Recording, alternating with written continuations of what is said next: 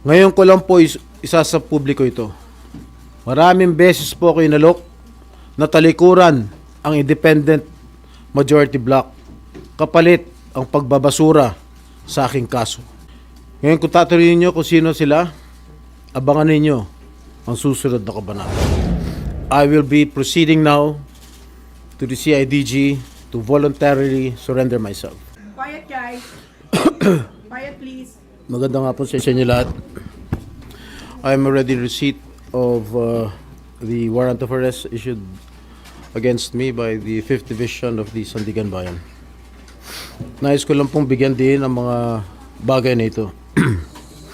I will remain firmly with the majority bloc under the leadership of Senate President Alan Peter Cayetano. Hindi ako matitinag sa anumang panggigipit, pananakot, political maneuvering para talikuran ang aking paninindigan. I will not yield to threats. I will not be intimidated. I will not be pressured into surrendering my independence of judgment. I am giving instructions to the Senate Secretary to put on hold my salary. Personal kong pasya ito upang ipakita sa sambayan ng Pilipino na wala akong intensyon makinabang sa pondo ng bayan habang nililinis ko ang aking pangalan. At higit sa lahat, hindi ako papasailalim ng kustodya ng Senado. I will not seek Senate custody. Hindi ko gagamitin ang Senado bilang panangga laban sa mga aligasyon sa akin. Nakahanda akong ipagtanggol ang aking sarili sa hukuman at hindi ako magtatago sa likod ng institusyong ito upang umiwas sa proseso. Ipagtatanggol ko hanggang sa huli ang aking sarili para patunayan na walang batayan ang mga paratang sa akin. Kalokohan ang lahat na ito. Mismo ang Senate Legislative Budget Research and Monitoring Office or yung LBRMO ang nagsabi sa ombudsman na wala silang anuman dokumento o record na nagpapakita na ako ay nagpasok ng anuman insertion sa 2025 national budget.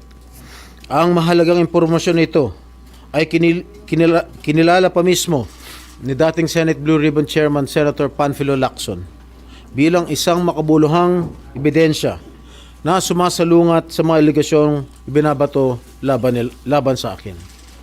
So how can the office of the ombudsman file a plunder case against me when I am not even alleged to be part of or the mastermind of the supposed scheme?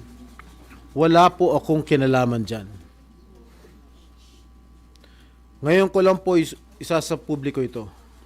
Maraming beses po ako inalok na talikuran ang independent majority bloc kapalit ang pagbabasura sa aking kaso. Ngunit, hindi ko po ito tinanggap. Mas nanaig ang paninindigan ko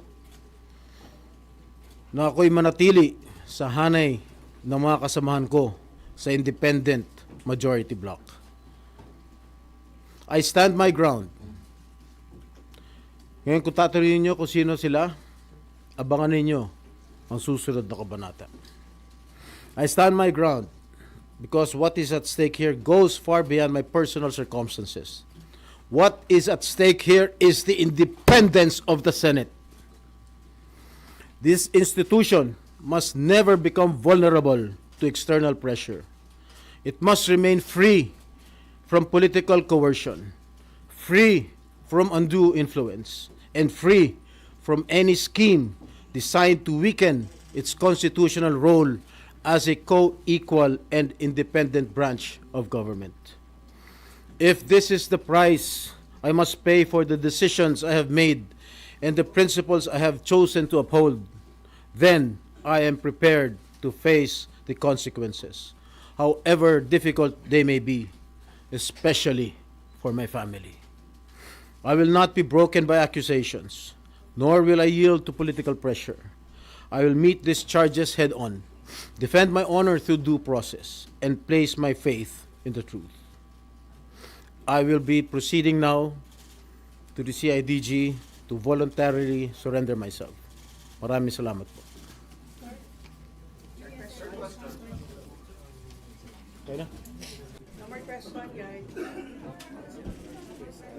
At yan, pupunta na sila sa CIDG. Buksan lang po